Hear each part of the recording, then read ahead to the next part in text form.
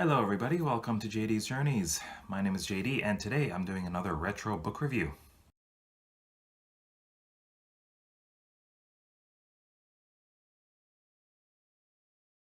Today we're looking at this book, Terrene, the Hidden Valley by Eric Liu. Now this book was an interesting one. I wasn't expecting what I got with this book. At first I thought, well, this is going to be a typical story about two different worlds being connected.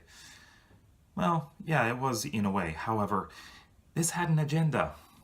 You see, this book talks about climate change, and it does it a lot. This book was originally written to bring attention to climate change, so the fact that it's blatantly obvious is intentional, actually. However, I'm going to disregard that for this review. So to begin with, we have this girl named Flora who lives in this hidden valley where everything is controlled by plants.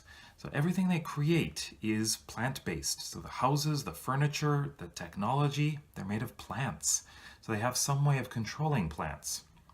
Now she is an interesting character. She's a bit of an underachiever. However, when she gets worked up, she has blackouts. And these blackouts are kind of a link to our world, but our future world, that is. And she has this link to a woman named Jane Ingram, who is a brilliant scientist who is studying climate change. So Flora wants to find out what happened to her father, and the only way to do that is to join the institution. And so this story takes us from Flora's simple days in the valley to the institute. But how does Jane Ingram fit into all of this? Well, I'm not going to tell you because that would spoil everything. And I would have to say that the ending was a complete surprise to me. To be honest, the only two characters that are really worth mentioning are Flora and Jane. As I said, Flora is an underachiever, and she does have these blackouts, these issues which cause her to go to that other world. Well, she views the other world. However, she has very high ambition to get to the Institute, and obviously she does make it, right? Now, she has a lot of friends, however, they are incredibly stereotypical. You know, the nerd, the bully, the popular, confident guy. Yeah, you get all of those. Now, Jane is the stereotypical brilliant scientist. She also has an equally intelligent son, and her assistant is very unemotional.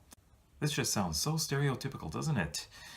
Thankfully, a lot of the characters do grow, which I am really glad about. Otherwise, it would have been terribly annoying. But it's not. So I did end up enjoying a lot of the characters in this book. What I loved about this book, though, is the setting. This world that Flora is in, Terrene.